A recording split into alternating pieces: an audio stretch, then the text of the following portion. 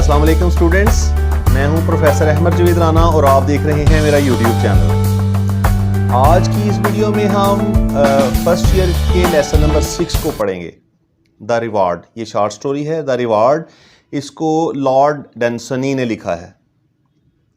ये कहानी हमें मुसलसल जदोजहद और अज़म की तरफ का दर्स देती है। ये बेसिकली एक मोटिवेशनल स्टोरी है। मोटिवेशनल स्टोरीज़ का मकसद होता है हमें जदोजहद और मेहनत की तरफ ले जाना, कि अगर हम इसमें ये हमें समझाया गया है कि अगर हम सच्चे दिल के साथ और मज़बूत इरादे के साथ कोशिश करें तो हम कोई भी मंजिल पा सकते हैं। जब कहानी शुरू होती है तो एक क्लब है, वहाँ कुछ दोस्त बैठे हैं, जोरकन्स और उसके दोस्त बैठे हुए हैं और वो बहस कर रहे हैं, अपॉर्चुनिटी और डिटर्मिनेशन के दरमियान कंपैरिजन कर रहे हैं। जोरकन्स का ये इसमें 2-3 करैक्टर बड़े इंपॉर्टेंट हैं। एक जोरकन्स है जो कि डिटर्मिनेशन के हक़ में है, दूसरा टर्बिड है जो अपॉर्चुनिटी के हक़ में है, और तीसरा जो इम्पॉर्टेंट करैक्टर है जो स्टोरी जोरकन्स सुनाता है उसमें जॉर्जियस है। 3 अहम किरदार हैं। अब स्टार्ट में 2 किरदार हैं। जोरकन्स ये कहता है कि अगर हमारे पास मौके ना भी हों, लेकिन अगर हमारा मजबूत अज़म है और हम अपने अज़म के साथ कोशिश करते हैं तो हम मौके खुद ब खुद पैदा होते चले जाएंगे। लेकिन टर्बिड जो है उसका ख्याल है कि नहीं, हमें कामयाबी के लिए मौके होंगे तो हम अपना मकसद हासिल कर सकते हैं, हम किसी मंजिल पर पहुंच सकते हैं। अपॉर्चुनिटी के बगैर हम कुछ नहीं कर सकते। लेकिन जोरकन्स एग्री नहीं होता। वो कहता है कि लोग इसलिए नाकाम रहते हैं कि वो थोड़े अरसे के बाद कोशिश करना छोड़ देते हैं। लेकिन अगर इंसान मुसलसल डटा रहे अपनी एम्बिशन के साथ, जो उसका गोल है, और एक लंबा अरसा कोशिश करे तो वो ज़रूर अपनी मंजिल पा लेगा। लेकिन लोग इसलिए कामयाब नहीं होते कि वो कुछ अरसा, साल 2 साल 3 साल, कुछ अरसे के बाद अपना इंटरेस्ट लूज़ कर जाते हैं और अपनी दिलचस्पियों को तब्दील कर लेते हैं। टर्बिड उसे कहता है कि चलें। टर्बिड कहता है ठीक है, बिलफर्ज एक शख्स के पास पैसे नहीं हैं और वो सहारा सहरा में एक स्केटिंग चैंपियन बनना चाहता है, क्या ऐसा पॉसिबल है? तो जोरकन्स कहता है जी बिल्कुल पॉसिबल है। सबसे पहले वो पैसे कमाएगा, पैसे कमाने के बाद वो एक स्केटिंग रिंग बनाएगा सहारा सहरा में, और फिर वहाँ कंपटीशन मुनक्कद करवाएगा और फिर वो वहाँ पर स्केटिंग चैंपियन बन सकता है।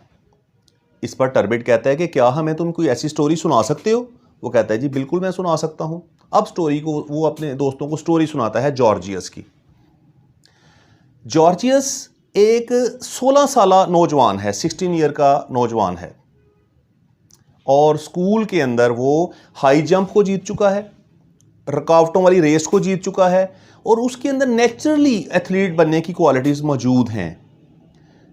लेकिन जिस मुल्क में वो होता है ना, अब वहाँ पे स्कूल लेवल पर तो ये एथलेटिक्स हैं, लेकिन कॉलेज लेवल पर नहीं है, सिटी लेवल पर नहीं है, ऊपर चांस है ही नहीं कि वो एथलेटिक्स करे।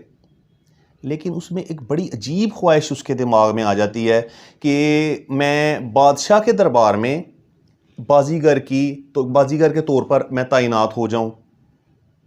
अब बादशाह का दरबार तो दूर की बात है, शहर सिटी लेवल पे बाजीगर की कोई असामी हाली नहीं है, कॉलेज लेवल पे एथलीट्स के लिए कोई जगह नहीं है। उसके वालिदैन भी उसे समझाते हैं कि बेटा क्यों वक्त ज़ाया कर रहे हो, ऐसा तो पॉसिबल नहीं है। लेकिन वो कहता है कि मैं करके दिखाऊंगा। बड़ा पुरज़म नौजवान है और लोग भी उसे समझाते हैं, लेकिन वो कहता है नहीं, मैं कर सकता हूँ।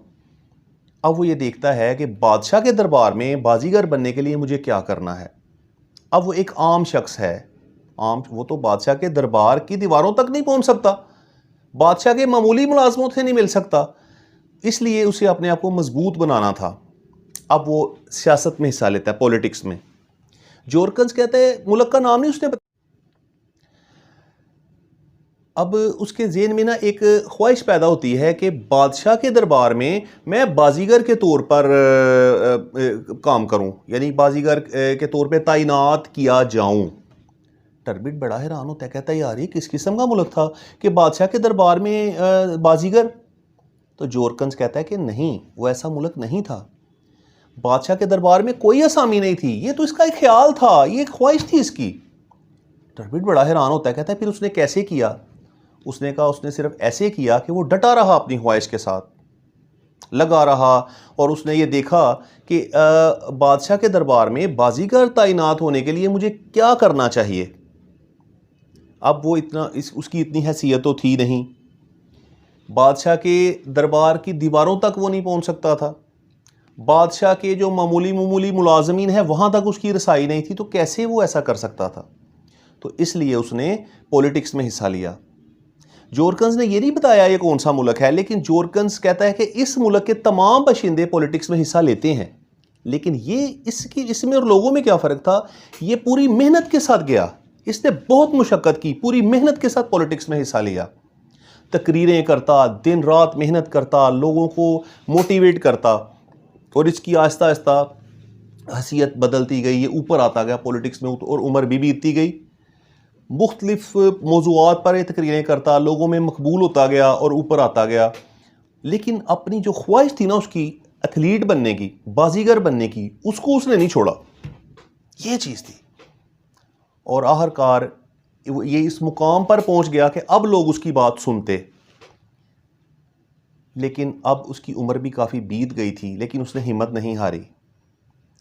अब जब वो इस पोजीशन में आ गया, अब इसने लोगों को कन्विंस करना शुरू किया कि क्यों ना हम बादशाह के दरबार में एक जिम्नेजियम बना दें जहां पर बाजीगर करतब दिखाए, और उससे हमें ये फ़ायदा होगा कि हमारा दरबार एक जदीद दरबार बन जाएगा दूसरे दरबारों के मुकाबले में। अब हमारा दरबार, बादशाह का दरबार जदीद होगा, कदामत पसंदाना दरबार नहीं होगा। इसके अलावा उसने ये कहा कि जब बाजीगर जो है बादशाह के दरबार में अपने करतब दिखाएगा तो ये हमारे फ़ौजियों के लिए भी बड़ी अच्छी मिसाल होगी, हमारे फ़ौजी से लर्न करेंगे, हमारे फ़ौजी अपने जिस्मों को मजबूत बनाने पे तवज्जो देंगे, और जब हमारी मजबूत फ़ौज होगी तो अपने दुश्मन हमसाए जो हैं इनसे हम जंग जीत सकते हैं, हम अपनी कौम को ऊपर ला सकते हैं।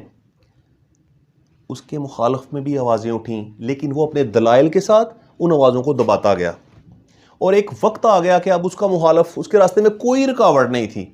लोगों को ये शऊर पैदा हो गया, लोगों में उसने ख्वाहिश पैदा कर दी कि हमें बादशाह के दरबार में एक जिम्नेजियम बनाना चाहिए।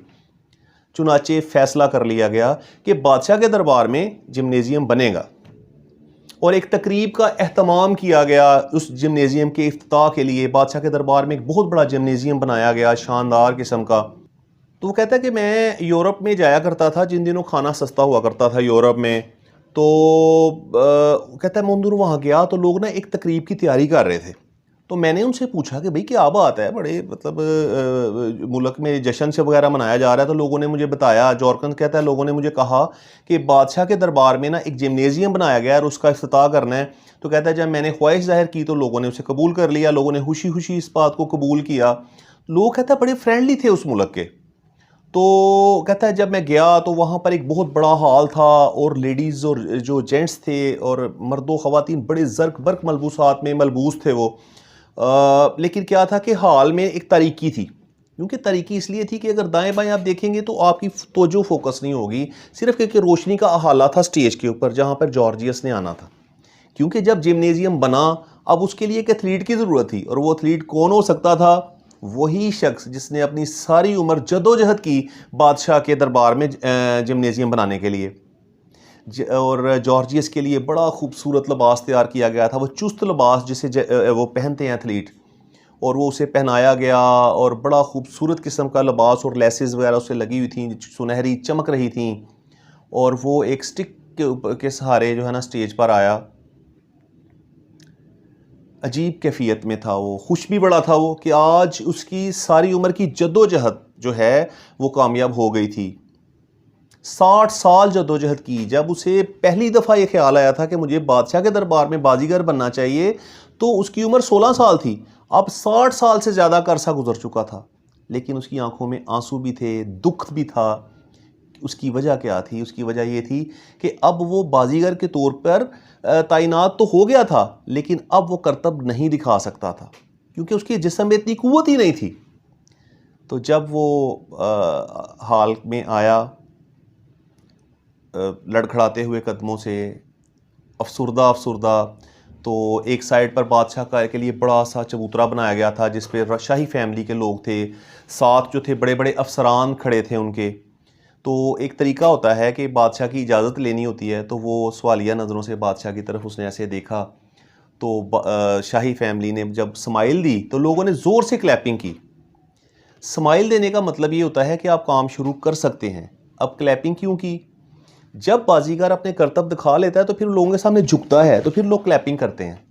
लेकिन यहाँ पहले ही क्लैपिंग इसलिए हो गई थी कि लोग उसे इंडिकेशन दे रहे थे, उसे इशारा दे रहे थे जॉर्जियस को कि हमें तुमसे किसी चीज़ की तो उम्मीद नहीं है, हमें पता है कि तुम नहीं कर सकते, हमें पता है कि तुम बूढ़े हो चुके हो, हमें पता है कि हम तुमसे कोई तवक्को नहीं रख रहे कि तुम करतब दिखाओ, तुम्हारा आना ही हमारे लिए काफ़ी है। बहरहाल वो रुकावट से फिर थोड़ा सा पीछे आता है, जो सब झूले लटके हुए होते हैं सबसे नीचे जो झूला आता है उसे हाथ लगाता है और एक दफ़ा फिर लोग ज़ोर से तालियां बजाते हैं। तो आज उसकी एम्बिशन पूरी हो गई थी, अगरचे वो करतब तो ना दिखा सका, लेकिन बादशाह के दरबार में जिम्नेजियम बन गया और उसके लिए वो एथलीट मुकर्रर हुआ। तो जोरकन्स कहता है कि अगर आप कितनी भी बड़ी एम्बिशन है, अगर आप उसके साथ डटे रहें, मुसलसल डटे रहें, छोड़े ना उसको और जदोजहद करते रहें, तो एक दिन तो मौके खुद बहुत पैदा होने शुरू हो जाएंगे और एक दिन आप वहाँ पर पहुँच जाएंगे। तो ये स्टोरी उसने सुनाई, लेकिन स्टोरी के एंड पर जोरकन्स जो था उसकी आंखों में भी कुछ आंसू आ गए। तो ऐसा लग रहा था कि शायद जोरकन्स की भी कोई ख्वाहिश थी, लेकिन उसके साथ वो डटा ना रह सका और वो ख्वाहिश अधूरी रह गई। इस बात को लोगों ने फील किया, यहाँ तक कि टर्बट ने भी फिर उससे कोई क्वेश्चन नहीं किया क्योंकि वो बड़ा उदास लग रहा था। तो ये थी जी स्टोरी द रिवार्ड, और ये बेसिकली मोटिवेशनल स्टोरी है। जिस तरह ट्राई अगेन एक मोटिवेशनल स्टोरी है, तो ये भी मोटिवेशनल स्टोरी है।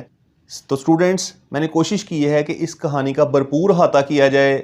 मुझे उम्मीद है कि आप इसकी समरी को समझ गए होंगे, लेकिन इंशाल्लाह अगली वीडियोस में हम इसकी ट्रांसलेशन भी करेंगे और इसके अलावा क्वेश्चन आंसर्स भी इसके अगली आने वाली वीडियोस में इंशाल्लाह हम पढ़ेंगे। इसके सिनोनिम्स पढ़ेंगे, इसके एमसीक्यूज़ पढ़ेंगे और इसकी एक्सरसाइज करने की कोशिश करेंगे। तो अगर आपको वीडियो पसंद आई हो तो मेरी वीडियो को लाइक करें, सब्सक्राइब करें और इसको दूसरे लोगों के साथ शेयर भी करें ताकि ज़्यादा से ज़्यादा लोग इससे फ़ायदा उठा सकें। तो अगली वीडियो तक के लिए खुदा हाफिज़।